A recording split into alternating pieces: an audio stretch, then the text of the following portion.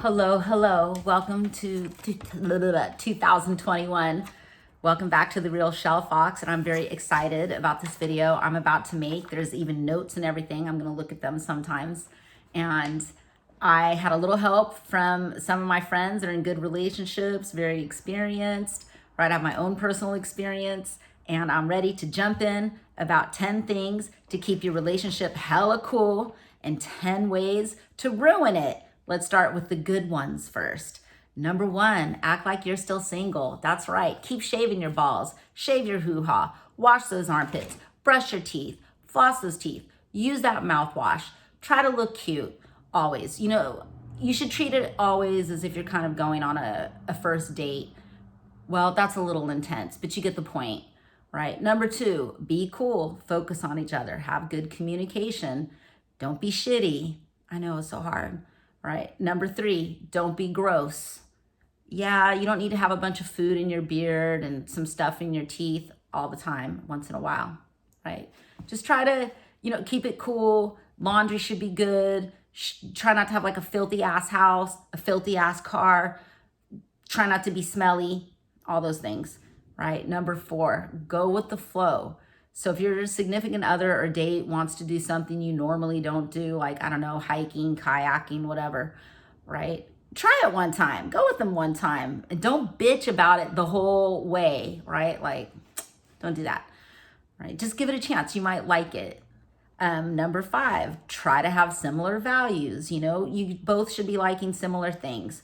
If one of you likes a coke snorting whore, then maybe the other one should like a coke snorting whore too. Whatever the value is, try to have, some connection. I don't think an atheist can date a Mormon. I just don't, right? You can try. Number six, keep it sexy, right? This is not just about like hygiene and, keeping things like, it's not the same as the other things I've said in the past, but in the past 2 minutes, but they do go together, right? Keep it sexy. That's it, right? Do I have to explain it to you? I know everybody here is grown. All right, number seven. Ooh, this one's going to make people really mad, which I like to call engagement on my channel. Act your gender identity, right? So if you are the female in the relationship, you might want to do some feminine things. I know coming from me, that's saying a lot. I'm a little bit of a tomboy. But believe me, in certain situations, I'm very girly. I have no problem asking a guy to help me with the peanut butter jar or any of that, right? I love that. Let me see, what else? Right. Well, my friend Jason actually helped me come up with this one, and he cooks for his girlfriend. And that's the agreement they have. He cooks and she cleans. And I was like, well, is that really like the gender role? He's like, yeah, when you go to a restaurant, it's always the guys cooking. And I was like, maybe, right? So there's flexibility there.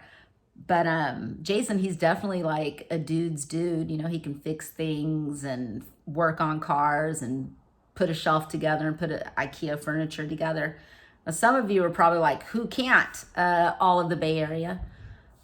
No offense. I'm just going by what I see. I didn't create the game. I just play it. All right. So act your gender, whatever that may be, flexibility and fluidity in all things. Right. And this is why people can't be mad. What are you attracted to? Right? Like if we're all so exactly equal in every single way, I don't know, isn't that kind of a romance killer or a boner killer or something? I don't know. Like I'm very heterosexual, so I don't want the most effeminate man in the world. Right? I also don't want the most macho man in the world, but you get the point. I hope you do. Okay, number 8, give each other space. You do not need to be sharing locations and being all up each other's butt. I mean, you can share location if you want to, but I just mean don't be all monitoring and spying and looking through each other's phones. If you're doing that, enough said. Okay, number 9, be honest with yourself. For instance, if you feel like you have to do what I just said, are you in the right thing? Right? Are you doing it just because you want to be in a relationship? Now, I do understand that sometimes if the sex is very good, you'll tolerate a lot. But if it's all bad in every other way, I would start thinking about the exit plan. Your call. It's a free country. Number 10, chill out. Chill the fuck out. You do not need to ask somebody after a month of dating, what are we? You don't need to do that, all right?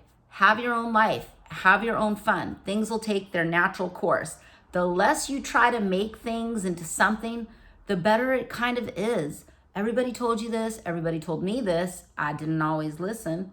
But I can tell you, when I have been able to put it in practice, it works really well, right? It's just, like anything else, right? The more you try to get and take, the more you push away those things. So just chill out and relax and just trust that things are gonna be all right. Look, if it doesn't work out, being single, it's kind of fun. It's kind of cool. It's all right. You got control of your whole world, right? But if you do have someone cool that you like, you need to follow these steps. Well, you don't need to, but I recommend it. Let's talk about 10 ways to ruin it, right? This is gonna piss people off too. And I'm gonna say it so I can cause some controversy. Get fat. It just is. It's just one of the number one things that kind of destroys couples. It's unfortunate. Again, I didn't make the game. I just play it. But what I mean by get fat is what you think is fat for you. The point in which I'm sorry guys, when you start being unhealthy and you can't take care of yourself and you're just not keeping up with your self-care, that's telling the other person that you cannot manage yourself. So how are you going to manage anything? How are you going to manage each other? Maybe one day you want to have kids or something. You can't manage yourself, right? It's bad. It's bad. All right, everybody be mad. Sorry. All right, if you want, I can say a bunch of politically correct things, but I don't know how I'm going to clean this one up. Number 2, losing your identity. That means you just become whatever you think the other person wants you to become. That's awful, and no one likes it. Number 3, just an unbalanced relationship. Somebody is doing everything, the other person is doing nothing, right? I wouldn't even try to negotiate or rebalance or have a discussion. I would just start with an exit plan because that's probably just how they are. All right, number 4, clinginess. You got to cling, right? I kind of mentioned this before, but you're spying, looking at their phones, going through things. It's just, you don't need to do that.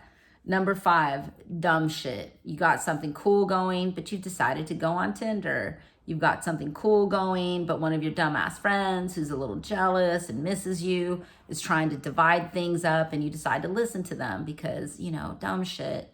How about gambling all the savings away? Dumb shit, right? Let's see. We'll touch on that a little bit later too. Number 6, sweatpants and fleece. Enough said. Number 7, addictions. Gambling, drugs, too much alcohol, too much anything. Not a lot of happy endings there. Okay, number 8, self-care. That's been a running theme throughout all of this. It's been repeated maybe 3 or 4 times. But you best be brushing your teeth. You best be washing your butthole. You best be washing your frontal genitalia. Wash everything. Wash it a lot. Okay, number 9, being lazy to each other, right? How's that gonna be good? Put in the effort. Put in some effort. And if you're giving each other space and you are following a lot of these guidelines, it'll just kind of naturally fall into place because you won't be sick of each other and exhausted from trying to be clingy and be together all the time, right? Listen to me. Number 10, don't be a stingy little shit. Be generous with your emotional kindness. Don't be stingy when it's time to pay for dinner or groceries or whatever. Just don't be a little shit, right? Depending on where you are in life, there's a lot of ways to balance things out, even things out. Be cool. All right? Don't be gross and be cool. Be cool and don't be gross. Happy New Year. Vaccine is coming. Yes, I missed you guys. Don't be mad about the shitty things that I said that weren't politically correct. I'm just like, don't be mad. Bye.